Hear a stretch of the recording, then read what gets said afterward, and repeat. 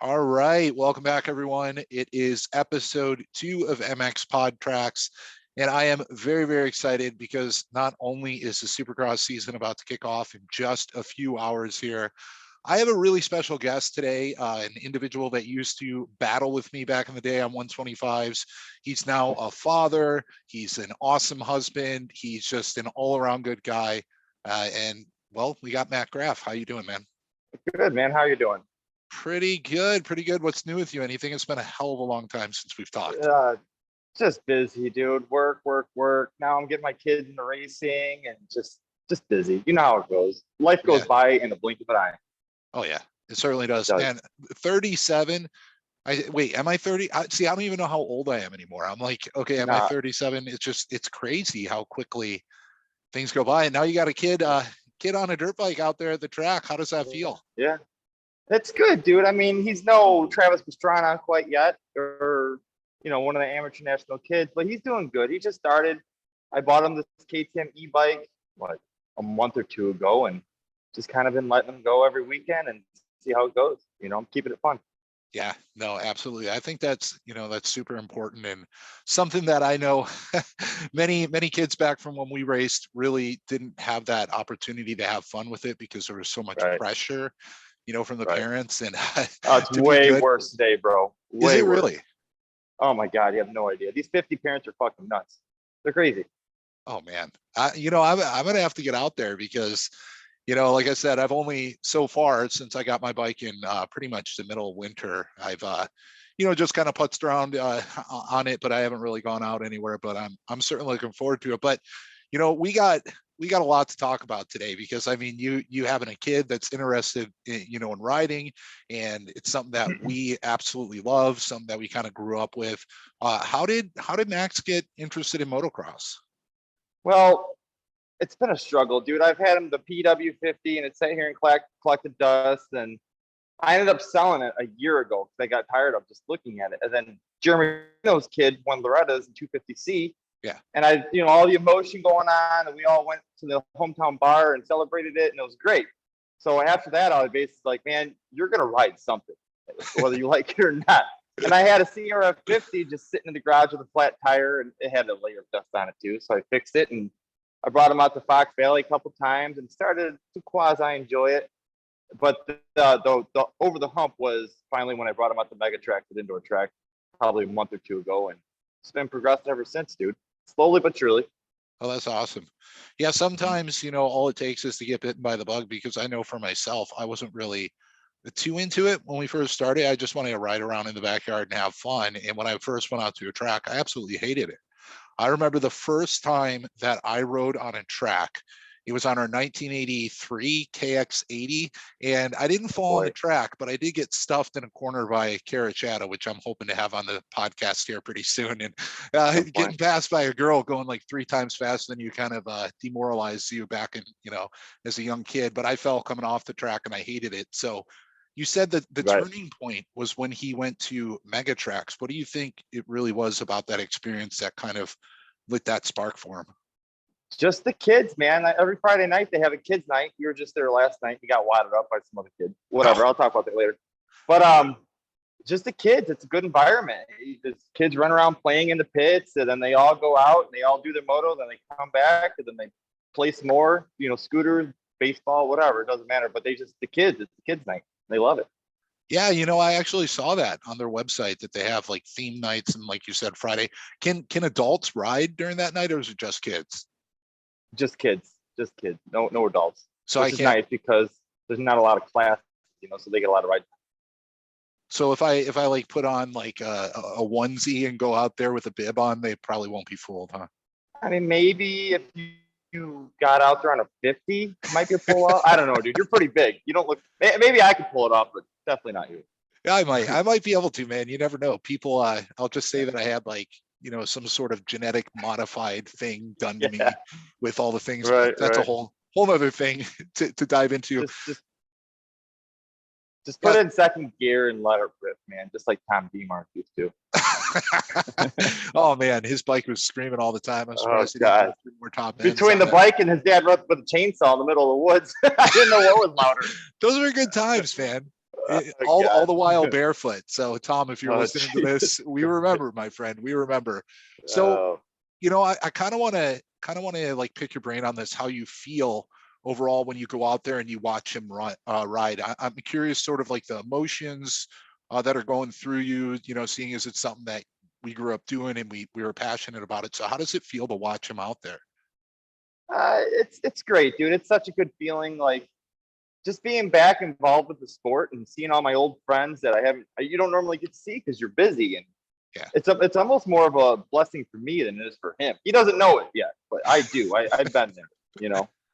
Right, right. So it's as much kind of fulfilling a need for you as it is for him, which is great. Yeah, It really will be something that you two can bond over later in life. I mean, he's going to be right. talking about it because it's not like you're pressuring him.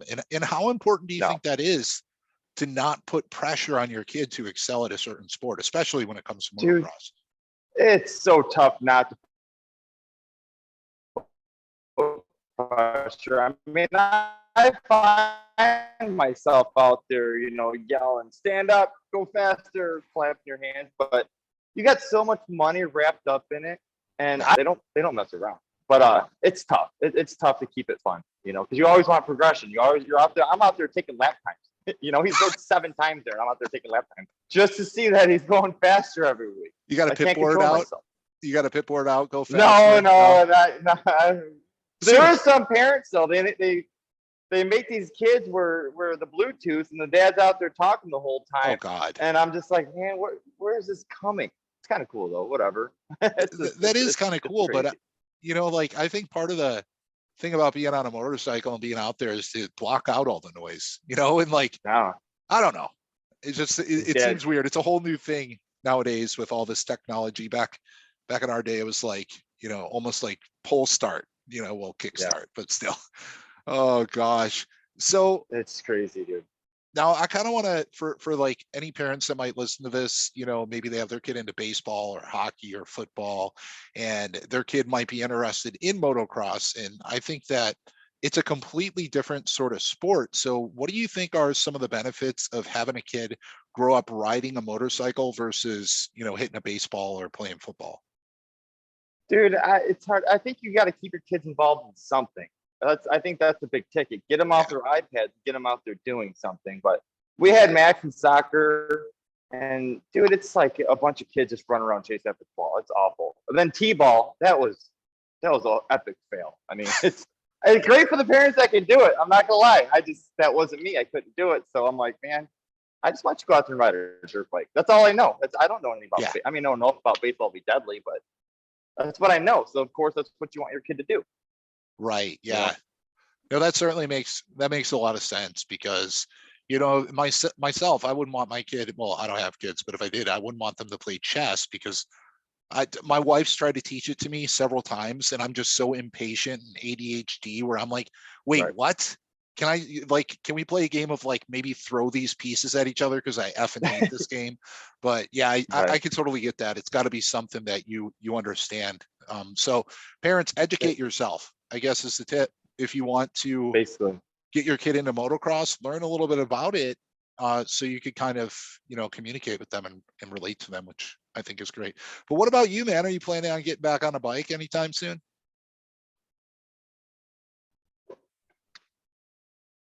I think he froze up. Hold on. Right. Yeah, hold on. I got bad Wi-Fi. Let me shut off the TV so I can not suck it all up. Yeah, that could be it. All right, let's try this now. Sorry, Jenny Taff had to shut you off. Is that better? Yeah. It seems like it cleared up.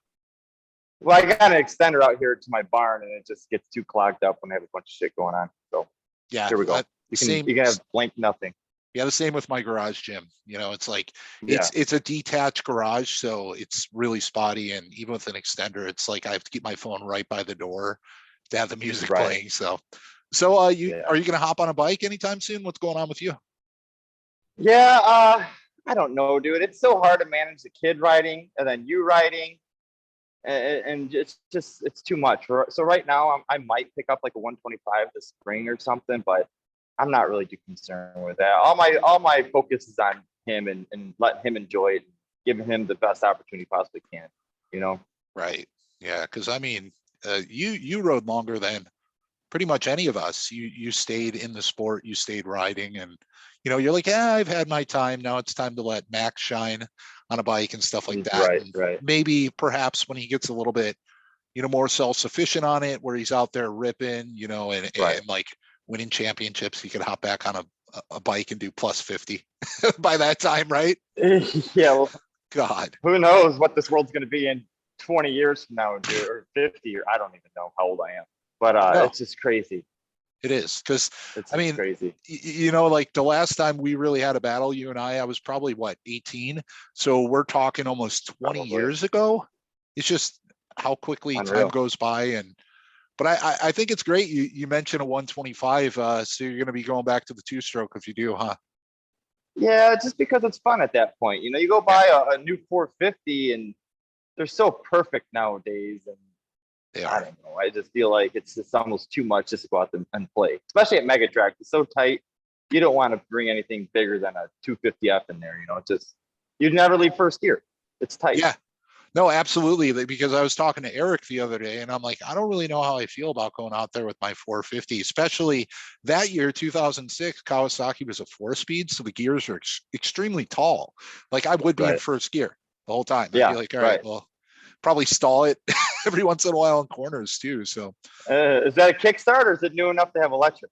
nope, still a kickstart, man. And Old school. it's a beast to start right now with how it's jetted because it's not jetted for the winter. So Right. yeah, it's a workout in and of itself getting it fired up. But once it gets going, Yeah. it's good to go. Man, So whatever. They're hey, bulletproof, dude. oh yeah, they pretty much are. Unless bottom end goes on it, then you're kind of screwed. That's a lot of money.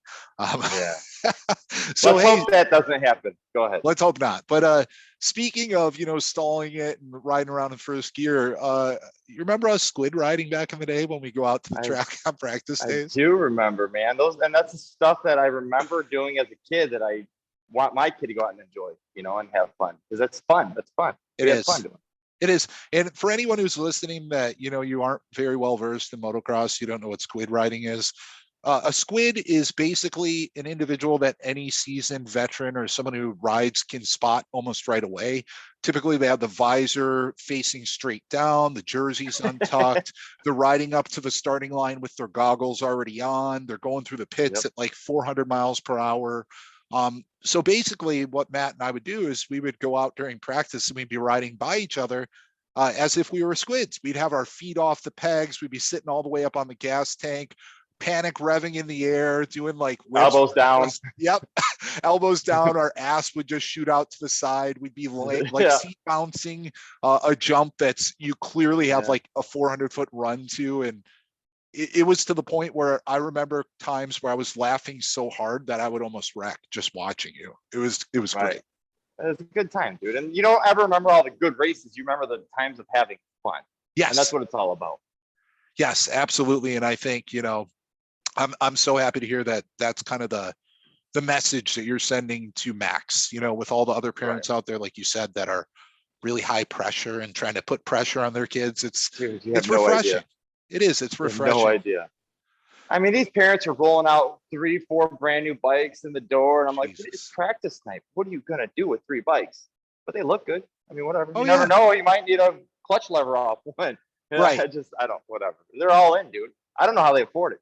I don't. That's exactly my thoughts. Like it's expensive enough to raise a family. I couldn't even imagine, like, I don't have kids. I have 3 cats, and even just, pets, Yeah. pets are expensive, Yeah. especially if they screw up, any of the carpeting and stuff like that. So, I mean, it's a lot, but if that's what they want to do and the kids are enjoying it, which I think is the most important part, then, hey, let them spend their whole retirement on it. Whatever, dude. You can't put a price tag on fun. Yeah, and You know? speaking of fun, there was a lot of fun that we had after the races. I know back in the day Oh when yeah. we started to get a little bit older, it was, when we started to understand what girls were and and drinking and stuff like that. We would be racing at night, and then we would go and party later that night and be out till like all hours of the morning. And Oh man, do you remember those are any of good those times. experiences? Yeah, of course I do. Those were the best. Once I hit 21, though, dude, the racing kind of stopped because all they wanted to party. You kind of ruined me for that, by the Yeah. way. Oh yeah. But I hear you, man. yeah, those were some of the best days of my life. I mean, what more could you ask? You ride your dirt bikes during the day, and then you go party at night. It was I awesome. know. Best of both You know? worlds. Best of both worlds. Yeah. And as awesome as it is to be married, have an awesome wife, I will admit that I do miss those times just because it was Free and like easy. yeah, it was free, it was easy, it was unexpected Mhm. because you never knew what you were gonna get. It was kind of like a box of chocolates, like Forrest Gump would Yeah, say. it's just Yeah. you have no responsibilities, man. You're just out to please yourself, do whatever you want. It Yeah. ain't like that anymore. No, no, it certainly isn't when you have bills, you have just I mean it's everything. It's like every facet of our life is now tied down to making sure that we can put food on the table and and not Yeah. get kicked out on the street. So luckily we've both been pretty good in that regard because I mean just to kind of like let people know, because I know so many people are like, you have to go to college, you have to go to college. I went to college. Was it necessary? No, because you were actually a prime example of someone who didn't need a college degree, and you are doing very, very well. So to everyone else who was ever a hater, suck it, like Yeah. Stuck on the stick. right. Like you No, I agree, dude. Like I was fortunate though. I got in union right after high school and yeah, I just hit the ground running. And I do credit me being good at what I do with work with motocross. And that's another thing because it teaches you fundamentals and hard work and you can't stop until you become the best. yeah. No, that's a good point. That really is a good point. Like because your line of work, it takes a lot of That's precision. exactly it. If you follow that for the rest of your life, you're gonna be good at no matter whatever you do. Oh, absolutely. Yeah. No, It's just anything. Whatever yeah. you do. And I did go to college every week in ISU, from 18 to like 21 through the winter months.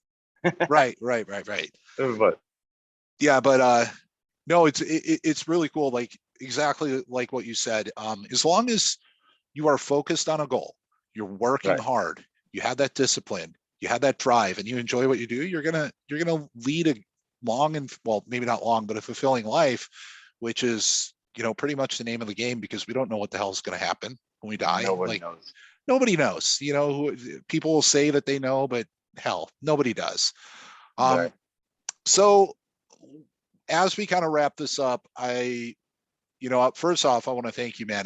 It's great to be able to talk to you because it's been such a long time. And like you said, we're always so busy with so many things going on, but we're certainly going to have Life. to get together. Yeah, we're going to have to get together one of these times, and I'll probably come out and watch Max ride pretty soon. And if you ever make your way out to Byron, that's pretty much my backyard, and so is Rocky Glen is 8 miles away. So Right. go out there and ride for a little bit, and it'll be fun. So do you have any like closing thoughts or advice for parents whose kids actually ride right now?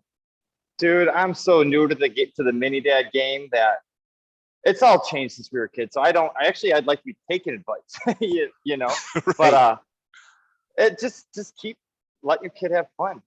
That's what it's all about. It's just let them go out there, make some friends, and get them on their kids messenger, and then hang out with them, whatever. But like, just meet new people and let them have fun.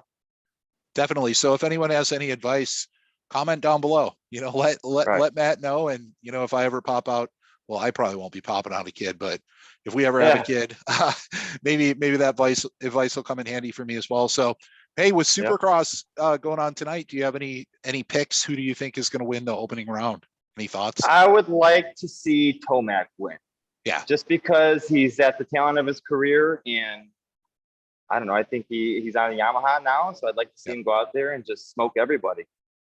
I agree. Yeah. I'm not a huge Tomac fan, but I am rooting for him simply because making a switch over to a new bike is never easy, especially when the Right. spotlight's on you. But gosh, I mean, Barsha has proven himself time and time again in that opening round, which is strange because he comes out so strong and then kind of falls Just off. fades But away.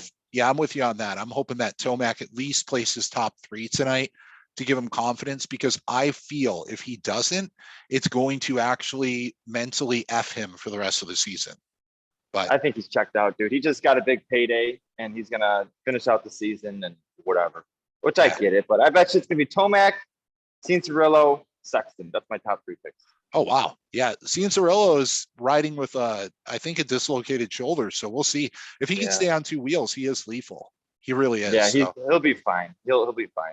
I yeah, think he'll be. And Sexton obviously is our hometown boy, so like he's my favorite. But yeah. You remember watching? You remember seeing him on Cobras?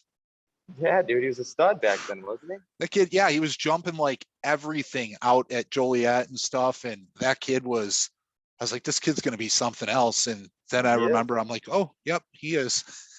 He made it. He He made did. it. He did. It's funny that you said that. I saw Tommy Hoffmaster out at MxPodtrax the other day on a KTM 85, Oh, he was riding with out. this kid. Really? Yeah, dude, he's He's. so fast. I was Stupid gonna fast. say, he's one of those guys where I don't think he'll ever quit. He's just gonna wait No. until he'll be like 90, still out there. His kid will end sending up it being really fast. for sure. I mean, they have the talent. You can just tell by looking at him ride that he's going to be really good. Well, we got to keep our eyes out for Hoffmaster Jr. out there. So, gosh, all right. Well, hey, I appreciate you taking the time, Matt, and hopefully we could catch up again here soon. And Yeah. just appreciate it.